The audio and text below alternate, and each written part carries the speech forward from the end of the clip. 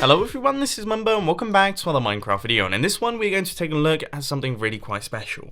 Today we're going to be building a PvP arena. Now this is going to be filled to the brim with tons of different redstone contraptions that allow you to automatically equip yourself, start the game properly, end the game properly, decide who is the winner and everything like that, and it should end up being a really cool redstone build.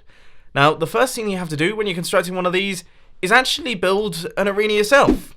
Now this is the arena that I've actually created. This thing right here is a 30 blocks in diameter circle. Now you may be sat there thinking, well, how on earth am I meant to build a circle? I mean, this looks like a really complicated shape to build. Obviously, you could follow along with what I've done over here and just take a look at what I've done with the stone bricks there. Or alternatively, you can hop onto the internet, look up a Minecraft circle generator, and then enter in the diameter 30, and that will give you this exact shape. Now, the blocks that I've decided to use is sand in the center, then going around the outside, we have got all of the stone bricks. Then on top of those, we have got these spruce wood fences, which I think look really, really cool. I mean, I think this place is fantastic. It almost reminds me of like the ancient Rome gladiators. So now it is time to start chucking in all of the redstone contraptions. Now, as you can see, on each side of the arena, we have got these little things right here. Now, these are the entrances. They're actually going to take us through into the central arena place where we can fight to the death. But of course we do need some gearing up zones, so that's what we're going to be constructing right here. Now the first thing that I'm going to do is I'm going to place a line of stone slabs going from this block all the way over to this block, and then I'm going to place maybe a handful of them probably back to around about there. So we're going 5 blocks back from that wall right there, and then we're going to fill in this entire space with all of those, just making their way back like this. Then, as you can see, I've added in some stone bricks going around the outside of my stone slabs, and on top of those stone bricks, we are placing in all of these fence posts. Now that's just to keep with the theme of the arena. I think it looks pretty cool. So now we're going to start adding in all of the redstone contraptions, or at least the inputs for all of the redstone contraptions. So the first thing that you need to do is you need to place a bed in this corner right here, which will allow the players to set their spawn. Then above that bed, we're going to place in some tripwire hooks, then some string, and then we're going to place 2 blocks up like this with some tripwire hooks on this side as well. And as you can see, these tripwire hooks have now connected up. When we stand on these blocks right here, we get detected by them, which is actually how we're going to do the win and loss detection. Then over here, we just want to place ourselves a button, and in this block right here, we're going to place a block with a button on the face of it, which is going to be where we are going to be gearing up. Circuit number 1 is going to be armor equipping, giving of the bow and giving of the sword. So we're going to place a dispenser facing upwards on this block right here, and we're going to take a repeater output from this button that's going to be running out into a block up like this, and we're going to place a couple blocks going around like that with a comparator and some redstone dust running around like that with the comparator set into subtract mode. Now what that means is that when we hit this button right here, this comparator is going to fire a certain number of times. In fact, it's going to fire 7 times, which is fine by me because we have 6 items that we need to dispense through this dispenser right here. So now all we have to do is hook up this dispenser into the system, and the way that we're going to do that is really quite simple. We just run the redstone down a little bit like this, underneath there, and then into that block right there. Now it can be a little bit difficult to see, but just run in the redstone like that, then make sure that this right here is a solid block, and as you can hear, we have ourselves a fully working system. Next, we have got to do all of the arrow dispensing. So we want to place a sticky piston next to this block right here with a redstone block on its face, and that is going to extend down onto this redstone up here. Then we're going to take a comparator output running out into a block with some redstone dust, and then a comparator running off in that direction, which is going to act as a pulse extender. From that point, we are just going to take a repeater output from this block right here that's going to be running out into a block with a couple blocks going around like this, a comparator, and then redstone dust making its way around like that to once again create a super fast redstone clock. Now things are getting just a tiny bit tight underneath here. We're going to have to take out a few blocks, and we're also going to have to punch out this block right here because this block is where our dropper is going to be going. Now the reason that we're not placing our dropper on this layer is because then the player can reach inside and grab more arrows. So if you don't particularly trust your friends, then this circuit is going to come in very handy, because we're going to place our dropper down on this level, and then you need to make sure that all of these blocks are full blocks. So that block right there needs to be full block, that one there needs to be a full block, this one here needs to be a full block, and this one as well, because then when the dropper drops its items out into this block, they'll just pop up onto the surface like an item elevator, and that means that the player does not have access to any of those items, which is absolutely fantastic. So now we're going to pop down underneath, and we need to wire up that dropper right there. And the way that we're going to do that is we're actually going to take an output out like this and sort of wrap it around like that and run it into the side of the dropper just like this. So I think it's about time that we gave this thing a bit of a tester. So as you can see, we've got a full set of armor inside the dispenser with a bow and a sword. And then in this dropper right here, we need to grab ourselves some arrows and just place them inside just like that. Then once again, full block on top of that dropper there. And if we stand on top of this dispenser, as you can see right now, I am completely unequipped. And if we clear out my inventory and hit this button, we should see that I have got a full set of armor. I've also got a sword, a bow. I managed to pick up 1 arrow, but we also have 20 arrows, which is exactly the number that I want for my PvP fighting arena. Now, if you want to add more arrows or reduce the number of arrows that your players are going to have, then just make this pulse extender bigger or smaller. I've added just a couple signs around the area just to make sure that the player knows what's going on. So stand on dispenser and hit the button to gear up. Ready, press this, and sleep before you play, just to give them instructions as to what to do. But now this area is done. Unfortunately, you have got to copy all of that and build it again on the other side. Obviously, the player needs to have all of the same things that this player has, so make sure that you do it exactly. That is now done. We now have ourselves a rather lovely gearing up zone on this side as well as this side over here. Both players have exactly the same systems, and you may also notice that there's now a rather large hole in the center of my PvP arena. Now, the reason that I've knocked all of this out isn't for decoration, okay? This isn't part of the arena. This is to make space for all of the redstone contraptions that are going to be going on in the center right here. Now, if you are building this for yourselves, you will want to build it up to that block right there on both sides if you've built the same arena as me, and then we're building it up to that block on each side like this, and we've gone down by 4 blocks, which, fingers crossed, should be enough space to make way for all of the redstone wiring, which there's going to be quite a bit of it. Now, things are going to start getting really quite tight in this area right here, but we're going to pop underneath that button, and we're going to place 2 blocks going across like this. So when you hit that button right there, that should activate this redstone dust. Now, just as a heads up, I currently have a block right here, which is stopping this redstone interacting with that redstone. If you don't have that block, make sure that you place it in, because otherwise things are going to start breaking. But now we need to pop down underneath like this and break a handful of blocks. You want to run the redstone down like this, and the redstone down like that, and then we're going to break all of these blocks just going across right the way through into our massive hole over there. And we're just going to run the redstone from that button out into this zone over here. Then we want to do exactly the same thing on the other side, so redstone underneath the button, and then once again break a handful of blocks, making their way down like this, and run that redstone out all the way across over into the big open zone. Now, you may notice that this redstone has come out on this side over here, which is miles away from that redstone over there, which isn't actually what we want. So we're going to need to grab ourselves a repeater. We're probably going to need to run that out into one of those, and then take the redstone all the way across, all the way over here, and into one of these blocks over here, because this is where we're going to build our RS NOR latches and also our AND gate. It's time to do a little bit of redstone logic. So we're going to place a block on the end of that redstone there, and a block on this end as well. And we're going to place 2 droppers facing upwards, a couple blocks across like this, and then 2 droppers facing downwards. Now, placing these can be a little bit fiddly, but you need to make sure that they're running back and forth into one another. Then, out of the bottom droppers, we're going to take a comparator output from those with a repeater running into blocks, and then redstone dust on top. And if we place any old item on the inside of that dropper right there, you should see that we get redstone output, and this redstone output line turns on. Now, this is actually an AND gate.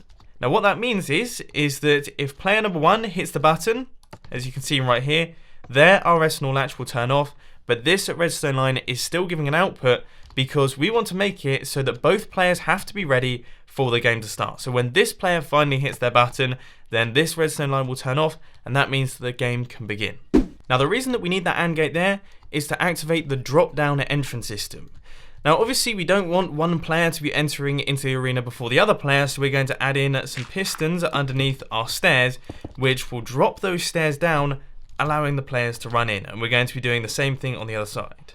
Now, what we need to do is we need to run the output from the AND gate into these pistons, meaning that will be extended when neither player is ready. Then as soon as both players are ready, they'll be able to run into the arena. This first one is going to be a fairly straightforward process because we don't have any redstone lines to jump over, so we just want to run our redstone into this wall right here, and then we're going to have to knock out another 2x1 tunnel, making its way onto this side over here. Now you are going to have to do some looking around, trying to work out where the redstone is going to have to go, and unfortunately you are going to have to break a few blocks right here, which is going to cause your sand to fall down. But we want to create a 2x2 area right there with some redstone dust just like that, and then repeaters running into those pistons. Then we're going to need to run a repeater into this block right here so that we can actually place a block on top there, which will allow us to place in all of the sand. And we want to replace all of the sand going up like this.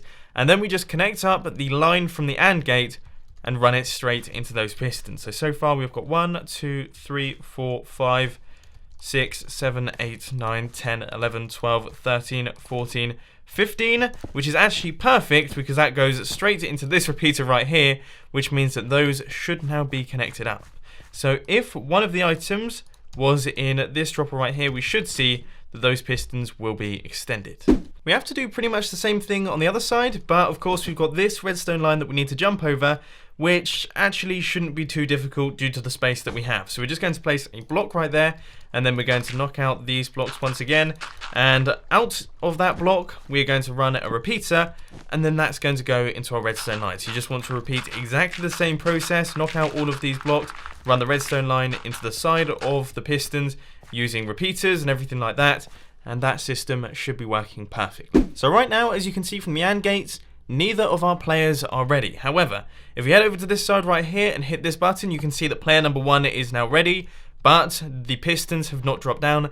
They will only drop down when this player over here decides that they're ready as well. Then as you can see, they hit the button and both sets of pistons drop down at exactly the same time, meaning that both players enter the arena at the same time, giving them a fair fight, which is incredibly important. So then of course they will fight to the death, and when one of them does die, they will respawn by their bed, which is how we are going to do all of the wind detection. So once again, we're going to need to run a signal out from this area right here into the center over there. Now the way that we're going to do that is we're going to knock out both of these blocks underneath this, we're going to replace them with redstone dust, then we're going to change these blocks into full blocks and place in some sticky pistons, redstone block on its face. That's going to run into this redstone line right here, and then once again just run it through this tunnel. Now as you can see, I have pre-mined out this tunnel right here, but that's just going to go right the way across there. That is one side done. For the other side, things are going to get just a tiny bit hairy because as you guys know, we have got redstone lines pretty much all over the place in this area.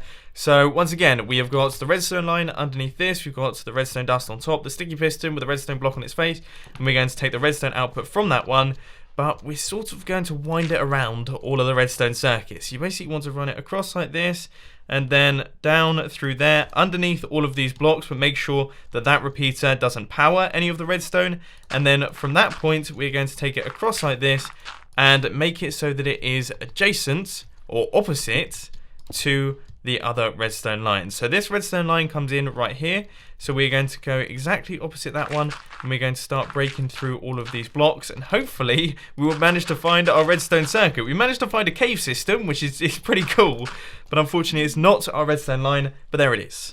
It is now time for one of the final pieces of redstone circuitry. So on this side we have got our line coming in from the tripwires, running through these blocks, and out here. Now as you can see, once again I've had to do the old block over the redstone system. So we've got redstone, then we've got a block, and then we have a repeater output, and that's running out like that. Then on this side I have basically matched it up, but the repeater comes out of this block right here, so it's basically in line with the wall. So the redstone stops where the wall stops, if that makes any sense whatsoever. Now the reason that we're doing that is because we need to maximize the amount of space that we have right here, because this is going to be a fairly large redstone circuit.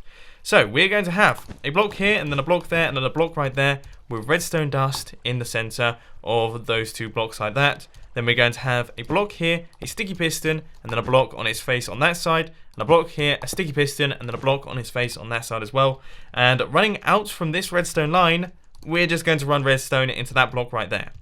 Now this right here is the output line of our AND gate, and the reason that that's important is, of course, we don't want the wind detection to kick in when the player first goes to sleep. So then we're going to add in a reset mechanism which restarts the game as soon as one of the players dies. Now the way that we're going to do that is going to take a repeater output from this block right here, and we're going to run a very snaky redstone line out around like this and into these two droppers. So we're going to have a redstone going across the top like this. Now right now, both of our droppers have the items up in the top, which means both players have hit the ready button, which means that currently a game is being played. But say for example, one of the players dies and they respawn next to their bed. You can see that everything has kicked into action. Our AND gate has been reset. Our pistons have extended, which means that obviously yes, the game has been reset, and that means that we can start once again. So now we need some way to display which player has actually won the game, and I personally think the best way to celebrate that sort of thing is by using fireworks. So we're going to head over to this side of the arena over here. We're going to place one dispenser right there, and then we're going to place another dispenser on that side with 3 blocks from each side and 2 blocks between them.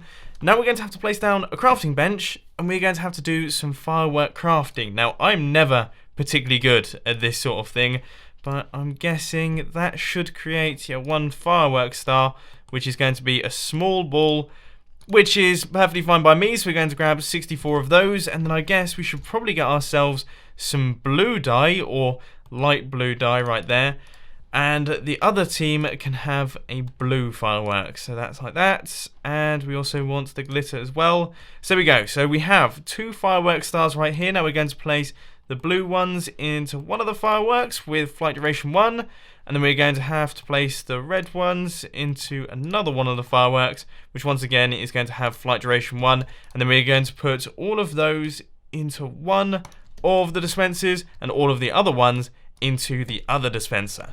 Now we just have to wire them up. So for the left hand side, this is going to be really quite simple. We're just going to have to knock out a whole bunch of blocks once again. I don't know how many times I've said that in today's video, but it feels like quite a few. But I think we have definitely gone way further than our actual arena right here. So that is where we should come out. And then we're going to place a couple blocks just up like this, which is going to create a redstone torch tower going into the bottom of the dispenser. Then we need to run back over into this section, place a repeater right here, because this needs to remain a redstone dot as opposed to a redstone line. Then we're going to have 1, 2, 3, 4, 5, 6, 7, 8, 9, 10, 11, 12 bits of redstone. Now, it's a fairly similar story for the other ones. So we're going to run a repeater out like this, and then a block right there with redstone dust next to it, and that's going to run out and across just like this. And I would say we're probably there around about now. No, we've overshot it once again, so you're going to have to place your blocks in like that, and then run the redstone into the side of that block right there. So then we just need to place redstone torches on each one of these blocks right here, and we should see red firework from that one and a blue firework from this one over here. Now I've actually set my spawn in this bed over here, which means I am currently in team red, and I will add in some indicators at some point in the near future, but for the time being we're just going to test this thing out. So the first thing we have to do is we have to say that I am ready. Okay, I am ready to go. So we've hit that button right there, that's saying that I'm ready to play. Then if we head over to this side, we hit this button, we should see that our little barriers will drop down, and now the game is in play. Now say for example, Team Blue kills me. Let's just do a bit of that action. We should die. I should respawn on my bed, which will trigger that tripwire, and we should see, yep, Team Blue has won, and our barriers have popped up as well. So we have got our win detector, and also it has reset the game, ready to play again. Right, now it's time to do some decoration. It is finally time to cover up the hole in the center of the arena. Now it's very important that when you're replacing all of the sand, you don't cut off any of the redstone lines. Obviously if we were to place a block here, that redstone has now been cut off, though we won't be able to reset the game using the reset mechanism. So make sure that you place a transparent object on top of redstone like that. But anyway, you can just go forth and place in all of the sand on top, and that should cover up everything. For the final bits of decoration, I'm adding in some team indicators. They're a tiny bit on the small side, but I'd say that's better than nothing. So a block right there, the block right there, and then some blocks in the center right there. And that just about does it. Now, one thing that I would suggest for the center of this arena right here is some obstacles, because right now it's a little bit on the empty side. So maybe you might want to add in like a few walls making their way across, or like some rock formations popping up in the middle right there. Whatever you really fancy, but I'm going to leave that up to you guys because you guys tend to be much better at that sort of stuff than I am. But if we recap everything that we've done in today's episode, we have built an automatic resetting barrier system, we've built a wind detection system, the gearing up section as well, and also a bunch of redstone logic involving AND gates, RS latches, and all that good stuff. I think it's been a pretty jam-packed video, and I hope that you enjoyed it. If you did, please press that like button, and if you really loved it, then make sure to subscribe. But thanks for watching, guys. This has been Mumbo, and I'm out. I'll see you later.